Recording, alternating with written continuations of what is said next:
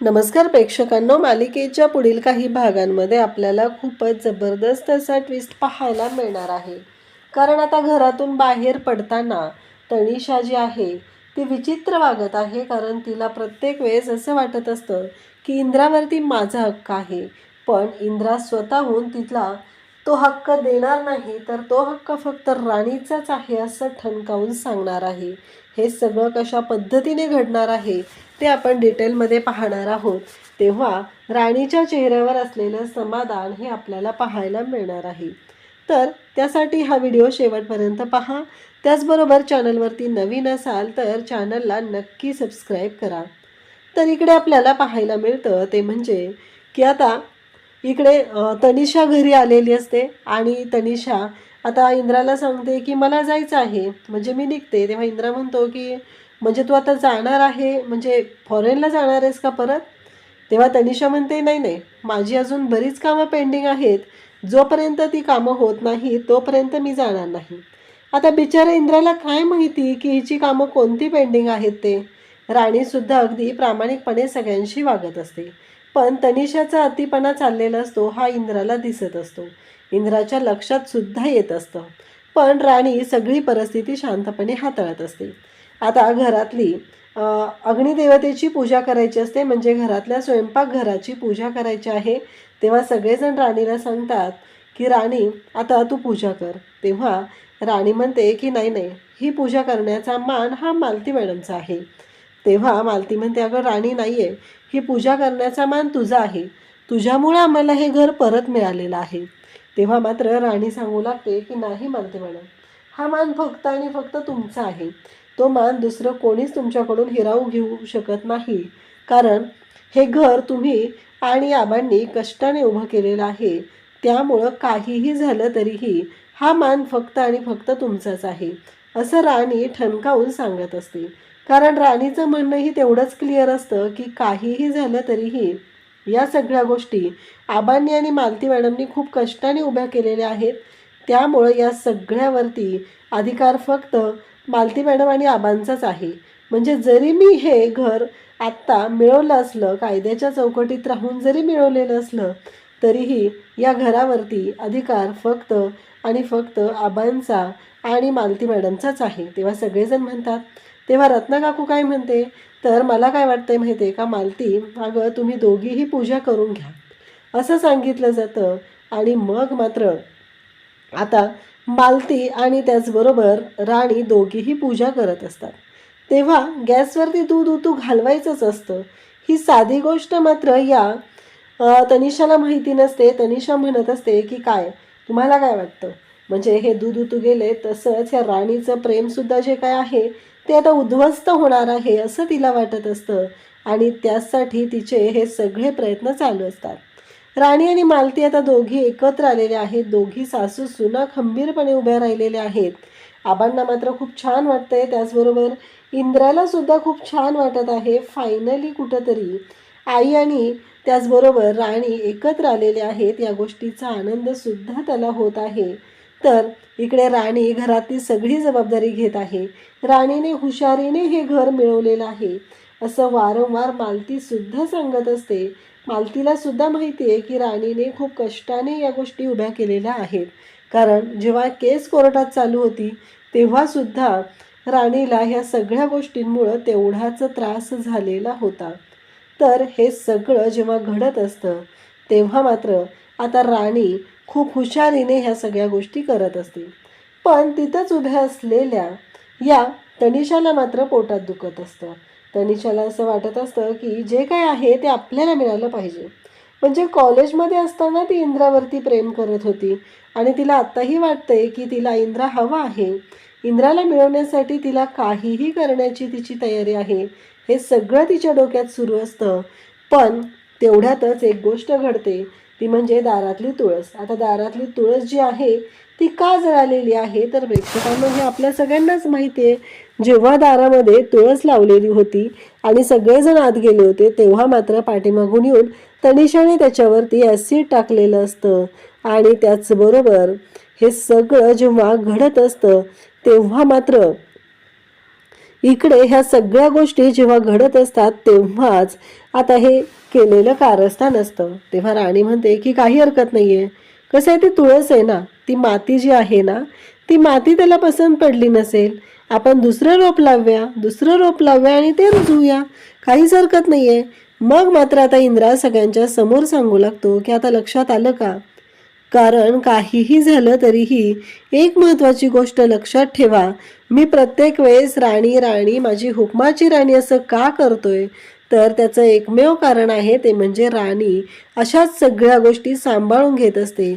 सगळ्यांना दाखवून देते की प्रत्येक गोष्टीतून, प्रत्येक संकटातून मार्ग काढायचा आणि सगळ्या गोष्टी अगदी व्यवस्थित अशा हँडल करायच्या, हे तिच्याकडून शिकलं पाहिजे. पॉझिटिव्हिटीचा जिवंत झरा म्हणजे राणी आहे, असं तो सांगत असतो. आणि त्याचबरोबर तनिषाला सुद्धा आवर्जून म्हणतो की बघितलं का, आता तुझ्या लक्षात आलं ना राणी म्हणजे काय आहे ते? तेव्हा मात्र आता राणी म्हणते की एवढं काय हो? आणि मग सगळेजण पाहतच असतात. हे सगळं बोलणं चालू असतं, पण राणीला कधीच सवय नसते की सगळ्या गोष्टी आपण स्वतःकडे घेण्याची. तिला ते सगळं क्रेडिट दुसऱ्याला देण्याची सवय असते. तेवढ्यातच दारात तिथे येते आणि त्यानंतर उर्मिला रडायला सुरुवात करते. माझ्या पोटामध्ये महाडिकांचा वारस वाढतोय, मला प्लीज या घरामध्ये जागा द्या. एवढं सगळं ती बोलत असते. घरातले सगळे चिडलेले असतात. सगळे म्हणत असतात की नाही, काही झालं तरी तू निघ आता, या घरामध्ये तुला जागा नाही. कारण या आनंदाला विरजण लावायला कोणीतरी येते, दृष्ट लावायला कोणीतरी येते, ही गोष्ट लक्षात आलेली असते. आणि तेव्हा मात्र सगळे घरातले तिला सांगू लागतात की तू निघ, तू इथे थांबायचंच नाही, कारण तुझा या सगळ्याशी काहीही संबंध नाही, त्यामुळं तुला इथून जावं लागणारच आहे, असं सगळं सांगितलं जात असतं. आणि तेव्हा मात्र ही आलेली असते. हिचा वेगळाच एक गोंधळ सुरू झालेला असतो की नाही, मला आत घ्या, मला घरात घ्या, असं ती सांगत असते.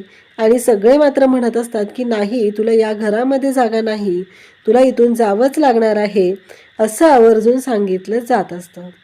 पण उर्मिला मात्र म्हणत असते असं नका करू. तेव्हा तिथे लगेचच मालती, त्याचबरोबर रत्ना काकू सगळेजण म्हणत असतात की काय गरज काय आहे हे सगळं करण्याची? कारण एवढे मोठे पैसे घेऊन तर तू या घरातून बाहेर पडली होती ना, मग काय प्रॉब्लेम आहे? काय प्रॉब्लेम काय आहे? हे सगळं जेव्हा बोललं जात असतं, तेव्हा मात्र इकडे उर्मिला रडायचं नाटक करते आणि सांगू लागते की प्लीज एकदा एकदा ऐकून घ्या माझं. कारण मला माहिती आहे की काहीही झालं तरीही हे सगळं जे काही घडतंय ते माझ्या लक्षात आलेलं आहे आणि त्यामुळं मी आता या घरामध्ये पुन्हा राहायला आली. मला माझ्या कुटुंबाची, माझ्या माणसांची गरज आहे, असं मात्र तिने आवर्जून सांगत असते. आणि त्याच वेळेस इकडे पाहायला मिळतं ते म्हणजे की आता ती रडायचं नाटक करत असते. सगळ्यांना असं वाटत असतं की हिला आता स्थान द्यायचं नाही, कारण फॅक्टरीत सुद्धा तिने तेच नाटक केलेलं होतं, फॅक्टरीत सुद्धा त्याच गोष्टी केलेल्या होत्या आणि आत्ता सुद्धा तेच केलेलं आहे, हे लक्षात आलेलं असतं. तेव्हा राणी म्हणत असते एकदा ऐकून घ्या. तेव्हा इंद्रा म्हणतो बास सर राणी, अजिबात नाहीये. तेव्हा राणी म्हणत असते एकदा त्यांना काय म्हणायचंय ते ऐकून घेऊया. पण इंद्रा मात्र ऐकायलाच तयार नसतो. इंद्रा म्हणत असतो की बास झालं, मी ऐकून घेणारच नाहीये, असं इंद्राने स्पष्टच केलेलं असतं. त्यानंतर इकडे आता शेवटी राणी म्हणते की ठीक आहे, पण एकदा आपण एक संधी देऊया, त्यांच्या पोटात आपल्या घराण्याचा वारस वाढतोय, असं नाही केलं पाहिजे, असं राणी म्हणत असते. खरं तर उर्मिलाला हे सगळं करायला लावणारी व्यक्ती असते ती म्हणजे विक्रांत. विक्रांतने सगळे पैसे घेतलेले आहेत आणि उर्मिलाला एकटीला हकलून दिलेलं आहे, तिला दाखवून दिलेलं आहे की तुझी लायकी काय आहे. पण उर्मिलाला मात्र असं वाटत होतं की आपण जे करतोय त्यामुळं सगळ्या गोष्टी नीट होणार आहेत. पण उर्मिला मात्र या सगळ्यामध्ये स्वतः अडकत चाललेली असते. तिच्या लक्षातही आलेलं नसतं की तिने काय काय गोंधळ घालून ठेवलेले आहेत. कारण तिनं जे नाटक केलेलं आहे त्यामुळं आता सगळ्यांच्या समोर तर असं झालेलं आहे की तिला आपण मदत केली पाहिजे. पण जेव्हा तिला समजेल की विक्रांत तिचा फायदा करून घेतोय आणि मग मात्र तिची पाहण्यासारखी अवस्था होणार आहे. इकडे मात्र उर्मिला आता त्या घरात आली ते एकच गोष्टीसाठी की यांचे पुढचे प्लॅन काय आहेत ते ऐकून घ्यायचे आहेत आणि त्याचबरोबर ह्या सगळ्या गोष्टी जेव्हा घडत असतात तेव्हा राणी आता उर्मिलाला घेऊन घरात येते. घरातल्या कोणाला कसलाच आनंद झालेला नसतो. आबा तर उठून चाललेले असतात. तेव्हा मात्र अजित म्हणतो की आबा थांबा ना, आपण फोटो काढूया, असं अजित सांगतो. आणि मग मात्र आबा अजित फॅमिली फोटो काढत असतात, पण त्याच्यामध्ये तनिषा राडा घालते. राणीला म्हणू लागते की अगं मला जरा गॅसचा वास येतोय, तुला येतोय का? राणी म्हणते की नाही नाही मला नाही येते. तेव्हा ती म्हणते अगं बघून ये ना जरा. मग राणीला पाठवते आणि फोटो क्लिक करत असते. टायमर लावलेला असतो. तेव्हा तिथे इंद्रा येतो आणि इंद्रा म्हणतो काय चाललंय हे सगळं? जर राणी या फोटोमध्ये नसेल तर या फोटोला अर्थच नाहीये. राणी कंपल्सरी या फोटोमध्ये असली पाहिजे ना, असं इंद्राने स्पष्ट केल्यानंतर आता सगळ्यांच्या समोर इंद्रा तो फोटो म्हणतो की फोटो आपण टायमर लावायची काय गरज आहे, तनिषा आहे ना, असं पण ती आउटसाइडर आहे, त्यामुळे तिने हा फोटो काढू शकते, असं म्हणत इंद्राने तनिषाला लायकी दाखवली. आता तनिषाला जायचं असतं. तनिषा निघत असते तेव्हा ती म्हणते की मी निघते. इंद्रा तिला सोडायला निघालेला असतो आणि तेव्हा मात्र राणी तनिषाचे आभार मानत असते. खरंच आज दिवस हा जो बघायला मिळतोय तो तुमच्यामुळे मिळतोय, असं सगळं राणीने सुरू केलेलं असतं. आता मात्र जेव्हा हे सगळं घडतंय तेव्हाच इकडे आता इंद्रा तनिषाला सोडायला चाललेला असतो. राणी सुद्धा त्यांच्या पाठीमागे चाललेली असते आणि मग तनिषा म्हणते की हो मी निघते.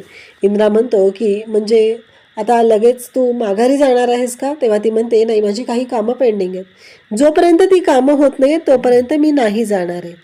हे ऐकल्यानंतर इंद्राच्या लक्षात येतं. इंद्रा म्हणतो की म्हणजे? ती म्हणते की नाही रे माझी कामं आहेत. आता इंद्राला कळतच नाहीये की हिची कुठली कामं बाकी आहेत. आणि त्याच वेळी आता इंद्राला ती घट्ट मिठी मारते. राणी तिथं असते. इंद्राला ही गोष्ट लक्षात येते कारण त्या क्षणी त्याला आठवतो तो सीन, म्हणजेच फोटो काढतानाच्या वेळचा. मग इंद्रा लगेच तिच्याकडे येतो आणि तिला म्हणतो की तनिषा तू मला मिठी नाही मारू शकत आहे. मला मिठी मारण्याचा अधिकार फक्त आणि फक्त राणीलाच आहे, असं म्हणत त्याने राणीला तिच्या समोर मिठी मारलेली आहे, स्वतःच्या मिठीत घेतलेला आहे. आणि राणी सुद्धा खूप गोड अशी स्माईल देत इंद्राकडे पाहत आहे.